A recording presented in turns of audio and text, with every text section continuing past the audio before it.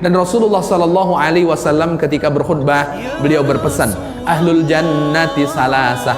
Kata Rasulullah Shallallahu Alaihi Wasallam, penduduk surga itu 3 dalam bentuk sifat, bukan 3 penghuninya, tapi orang yang memiliki 3 sifat. Apa 3 sifat yang Rasulullah Shallallahu Alaihi Wasallam sebutkan? Yang pertama, zu sultanin muksitin mutasaddiqin muwaffiqin. Kata baginda Rasulullah Shallallahu Alaihi Wasallam, penduduk surga itu zu sultanin, orang yang ketika hidup di dunia Allah berikan kuasa untuknya, Allah berikan, amanahkan kekuasaan pada dirinya. Tapi saat dia mendapatkan amanah kekuasaan, apa yang dia lakukan? Muksit, dia berlaku adil.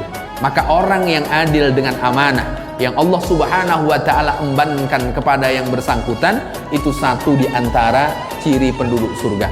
Maka orang yang Allah berikan naungan saat tak ada tempat bernaung, di urutan pertama Rasulullah sebutkan imamun adilun, adalah imam yang adil.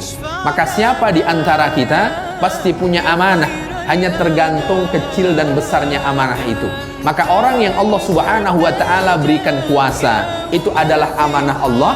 Maka yang harus dilakukan yang pertama adalah muksid, berlaku adil dengan amanah yang Allah Subhanahu wa ta'ala berikan.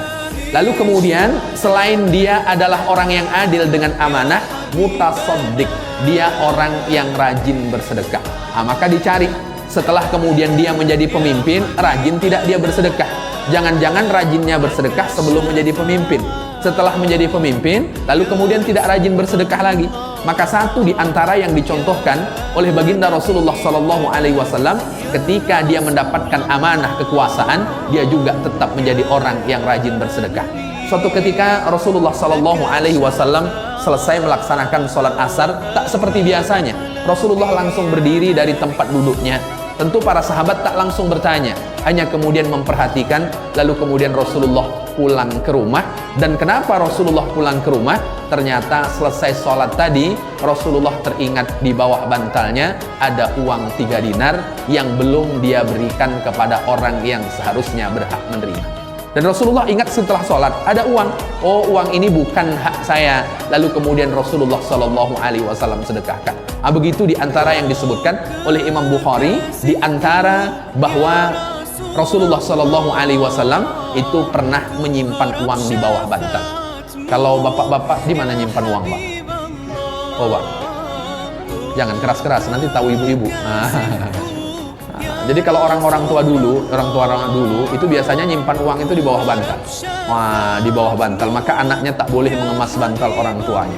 Jadi ketahuan nanti di mana letak duit itu dulu. Tapi kalau sekarang dah jarang lagi orang menyimpan uang itu di bawah bantal. Orang lebih banyak menyimpan uang itu di bank. Saya tak terbayang Bapak Ibu, kalau seandainya satelit itu mati, duit kita banyak di bank, kira-kira kita bisa ngambil uang itu tidak?